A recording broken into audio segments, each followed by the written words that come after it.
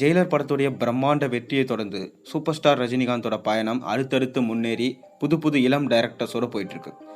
அப்படி அவர் இப்போ பார்த்தீங்கன்னா டிஜே ஞானவேலோட இயக்கத்தில் ஒரு புது படத்தில், அதாவது வேட்டையன் என்ற படத்தில் நடிச்சிட்டு இருக்காரு. சமீபத்தில் தான் வேட்டைன்னு சொல்லிட்டு டைட்டில் கிளிம்ஸ் வீடியோ அறிவிச்சாங்க. அதில் சூப்பர் ஸ்டார் கூலர்ஸை ஸ்டைலாக போடுற மாதிரி இருந்த சீன்ஸ் எல்லாமே சூப்பராக தாறுமாறாக இருந்துச்சு. இந்த படத்தை டிஜே ஞானவேல் ஜெய்பீம் எடுத்த டைரக்டர் தான் டைரக்ட் பண்ணிட்டு வராரு. அதை தொடர்ந்து பார்த்தீங்கன்னா அனிருத் இந்த படத்துக்கு மியூசிக் போடுறாரு. மேலும் சூப்பர் ஸ்டாரோட யார் யார் நடிக்கிறாங்க?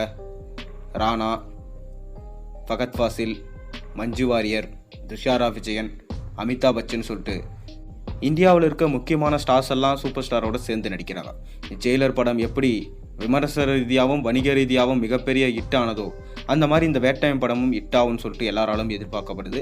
ஏன்னா ஒரு உண்மை சம்பவத்தை பேஸ் பண்ணி தான் இந்த படம் எடுக்கப்பட்டு வருது. அதை தொடர்ந்து தலைவர் 171 படத்தில் நடிக்க இருக்காரு சூப்பர் ஸ்டார். இந்த 171 படத்தை தான் எல்லாரும் எதிர்பார்த்து காத்துட்டு இருக்காங்க. ஏன்னா இந்த படத்தை லோகேஷ் கனகராஜ் அவர்கள் டைரக்ட் பண்ணுறாரு. லோகேஷ் கடைசியாக எடுத்த லியோ படம் சரியாக போகாததுனால தலைவர் 171 படத்துடைய கதையை பார்த்து ஏற்றிட்டு இருக்காரு. இந்த படம் எந்த யூனிவர்ஸ்லையுமே வரலன்னு சொல்லிட்டு அவர் சொல்லிட்டார்.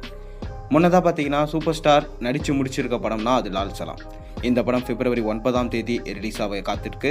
மேலும் இந்த படத்தில் சூப்பர் ஸ்டார் ஒரு கேமியோ ரோல் பண்ணியிருக்காரு. முஸ்லீம் கேரக்டர் தான் பண்ணியிருக்காரு. மொய்தீன் பாய் என்ற கேரக்டர் நேம் தான் பண்ணியிருக்காரு.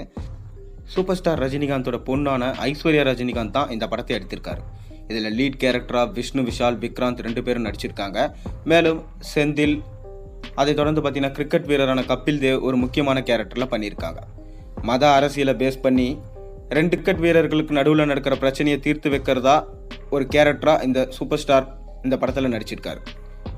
இந்த படத்தோடைய எதிர்பார்ப்பு பார்த்தீங்கன்னா நாளுக்கு நாள் உயர்ந்து கொண்டே தான் போகுது. ப்ரொமோஷன்ஸும் பார்த்தீங்கன்னா இப்போ படுஜோராக நடந்துட்டு இருக்கு. அதை தொடர்ந்து இந்த படத்துடைய டீசரில் வந்த வசனங்களாக இருக்கட்டும், ரஜினியோடைய அந்த கேரக்டர் அப்பீரியன்ஸாக இருக்கட்டும், எல்லாமே பார்த்தீங்கன்னா செம.